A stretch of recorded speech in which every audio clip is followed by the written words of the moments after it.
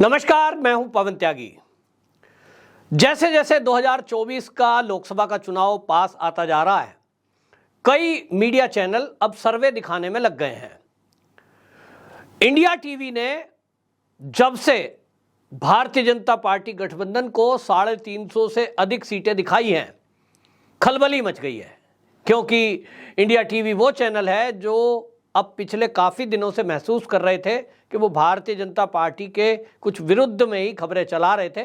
और अभी तक ऐसा लग रहा था चैनल को जब भी देखो कि वो 2024 में राहुल गांधी को ही प्रधानमंत्री बनाने का प्रयास में लगे हुए हैं। यानी इस तरह के कुछ आंकड़े प्रस्तुत करते थे, जैसे लग रहा था कि उनके सर्वे में भारतीय जनता पार्टी के बजाय कांग्रेस और उनका जो गठबंधन है वो ही सत्ता में आने जा रहा है। लेकिन जब ये सर्वे आ गया, इसके बाद खलबली मची हुई है और विपक्षी पार्टियों का जो ये गठबंधन है 26 दलों का, जिसका नाम उन्होंने INDIA रखा है, इसमें अब दरार पड़ने लगी है। शुरुआत हुई है शरद पवार से, और शरद पवार जब नाम है तो आप समझ लें कि इस गठबंधन में एक तरह से कहें सोनिया गांधी के बाद यदि किसी को इस पूरे गठबंधन के नेता बड़े लीडर में मानते हैं तो वो शरद पवार है। अब शरद पवार जिस तरह से इस जो गठबंधन है कांग्रेस का, इससे अलग थलग होने की कोशिश कर रहे हैं, ये साफ समझा जा सकता है कि शरद पवार को भी अब लग गया कि 2024 में मोदी जी ही देश के प्रधानमंत्री बनेंगे। अब जब मोदी जी ही देश के प्रधानमंत्री बनेंगे और पूर्ण बहुमत नहीं प्रचंड बहुमत से बनेंगे, लगभग 350 से 400 के करीब सीटें आएंगी, तो ऐसे में टकराव करके क्या फायदा है।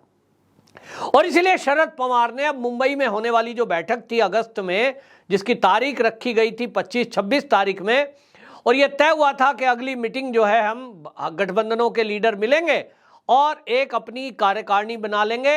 ये जो अलायंस है, इस अलायंस में एक एक पार्टी का एक एक व्यक्ति ले लेंगे, और ऐसा सोच करके इन्होंने एक मीटिंग रखी थी। और ये जो आपको बता दूं, पटना में 23 जून को जो इनकी गठबंधन की बैठक हुई थी, उसी में डेट तय करी थी। लेकिन अब ये समझ में आ रहा है, समाचार आ रहे हैं कि ये बैठक जो है टलने वाली है, और अब ये बैठक जो अगस्त में थी अब ये सितंबर में होगी। क्या कहा जा रहा है? कहा जा रहा है साहब, शरद पवार जो हैं वो एक महाराष्ट्र में यात्रा निकालने जा रहे हैं। अब आप सवाल सोचिए कि जिस दिन पटना में ये इन अलायंस की बैठक हो रही थी, उस समय तक तो शरद पवार की यात्रा तय नहीं थी। शरद पवार की अगर यात्रा तय होती तो वो बताते, उपस्थित थे, वो कहते भाई मेरी तो पहले से बैठक तय है, मेरी तो यात्रा तय है। पहले तय नहीं थी। पटना में घोषणा हो जाती है कि अगली मीटिंग मुंबई में करेंगे और हर दल का एक लीडर जो है उसमें आएगा और एक अलायंस की एक कमेटी बना देंगे। वो कमेटी हर मामले पर अपना सुझाव या जो भी कुछ आगे की रणनीति होगी उस पर बात करेगी। तो जिस दिन ये पटना की बैठक में तय हो रहा था 23 जून को, तब तक यात्रा तय नहीं थी, और उसके बाद अब यात्रा बताई जा रही है।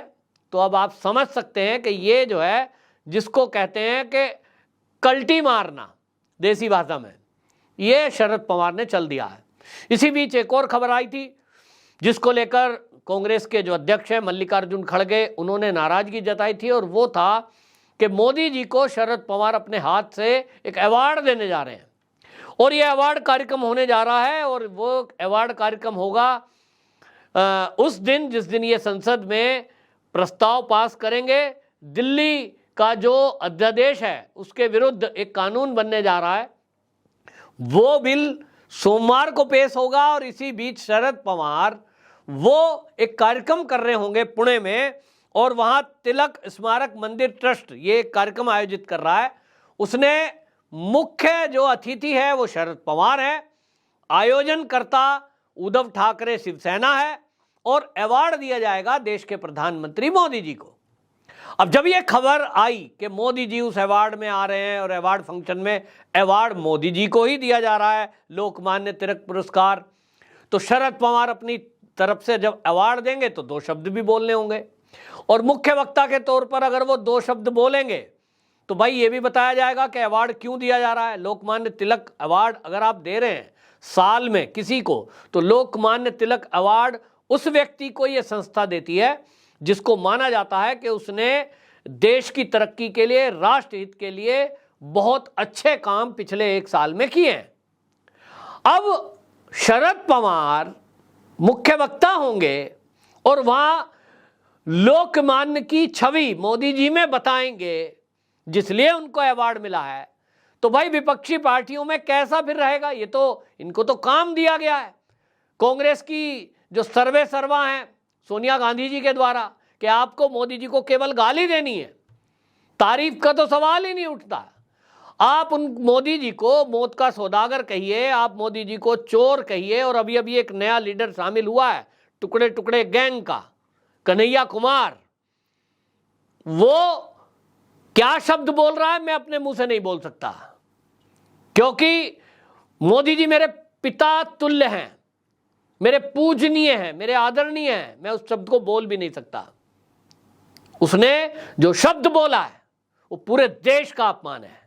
लेकिन मुझे नहीं पता पूरे देश के अधिवक्ता क्यों चुप हैं, जो राष्ट्रपति वकील हैं। भाई मैं अगर होता तो मैं तो अभी तक FIR दर्ज करा चुका होता कि आप देश के प्रधानमंत्री का अपमान कैसे कर सकते हैं। जो मुंह उठाए अपमान कर देता है।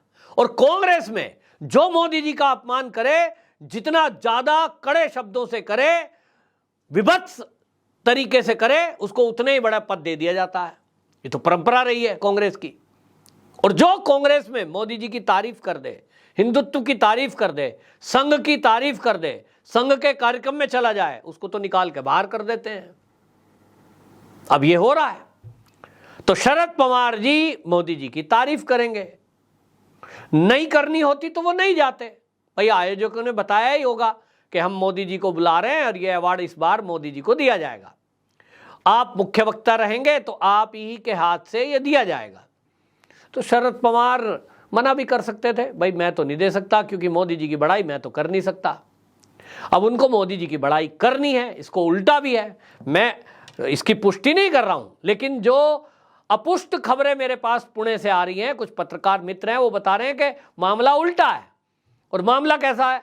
मामला ऐसा है कि ये कार्यक्रम जो आयोजक मंडल है, वो आयोजक मंडल तो तिलक स्मारक ट्रस्ट मंदिर ट्रस्ट है, और ये जो तिलक स्मारक मंदिर ट्रस्ट है, इन्होंने तय किया कि इस वर्ष का पुरस्कार मोदी जी को देंगे, क्योंकि मोदी जी जैसा राष्ट्रभक्त और पिछले 1 साल में उनके द्वारा जो काम किए गए हैं उनको देखते हुए उससे बेटर नहीं हो सकता कोई भी।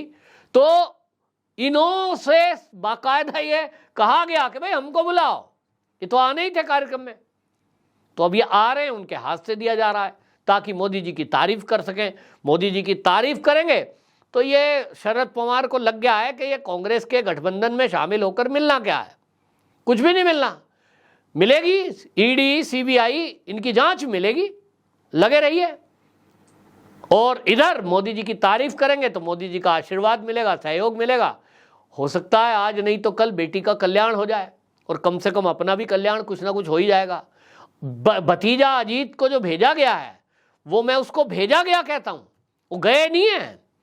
इनकी सहमति के बिना हो ही नहीं सकता, क्योंकि मैंने उस समय भी वीडियो बनाई थी। मैंने ये कहा था कि जो NCP की फूट है, अजीत पवार 1-2 MP ले जाके चले जाते हैं अलग, समझ में आता है।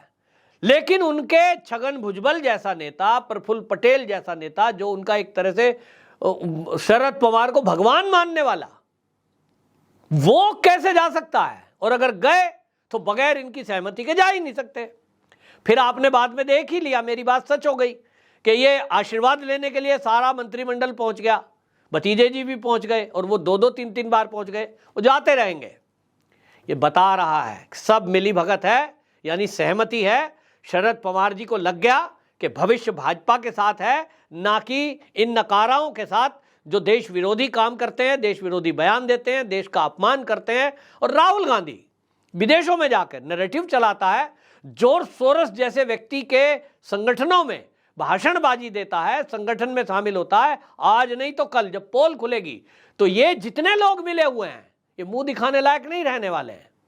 और इसलिए शरद पवार ने अपने आप को किनारा कर लिया कि बुढ़ापे में अंतिम समय जब चल रहा हो, ये अंतिम पल कह रहा हूं मैं उनको, आगे भाई भगवान करे उनकी उम्र और 20 साल हो, लेकिन कौन कह सकता है, वो जो पूरी राजनीति का अब एंड है, 80 के ऊपर हो गए, जैसा उनके भतीजे ने कहा, रिटायरमेंट का टाइम है। तो ऐसे में अपने ऊपर क्यों गलत का ठप्पा लगा के जाएं?